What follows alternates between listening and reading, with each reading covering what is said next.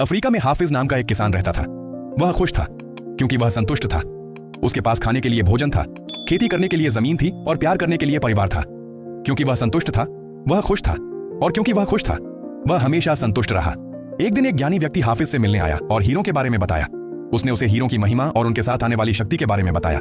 ज्ञानी व्यक्ति ने कहा, अगर आपके पास अंगूठे के आकार का हीरा होता तो आप अपनी खुद की एक शहर के मालिक हो सकते। अगर मुट्ठी के आकार का हीरा होता तो आप शायद अपनी खुद की एक देश के मालिक बन सकते। उस रात किसान सो नहीं पाया। वह दुखी और असंतुष्ट था। वह इसलिए दुखी था क्योंकि वह असंतुष्ट था।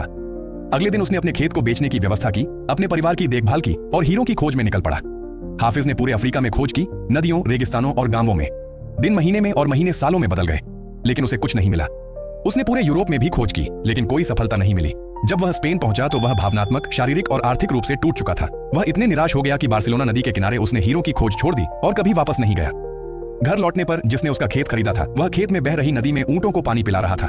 नदी के पार सुबह की धूप की किरणें एक पत्थर पर पड़कर उसे इंद्रधनुष की तरह चमका रही थी। उसने सोचा कि यह अपने मंटल पीस पर अच्छा लगेगा। उसने पत्थर उठाया और अपने घर के लिविंग रूम में रख दिया। उसी दोपहर ज्ञानी व्यक्ति आया और चमकते हुए पत्थर को देखा। उसने पूछा, हाफिज वापस आ गया है? नए मालिक ने कहा। नहीं, क्यों पूछ रहे हैं? ज्ञानी व्यक्ति ने कहा, क्योंकि यह हीरा है, मैं उसे पहचान लेता हूँ। नए मालिक ने कहा, नहीं, ये तो बस एक पत्थर है जो मैंने नदी से उठाया। चलिए, मैं आपको और दिखाता हूँ, कई और भी हैं।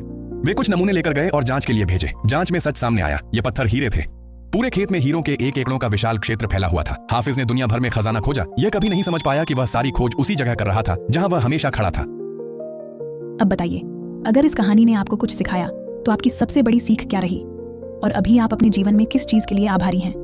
अपने विचार कमेंट में लिखें। वीडियो को अपने प्रियजनों के साथ साझा करें और रोज नई कहानियों के लिए सब्सक्राइब करना न भूलें।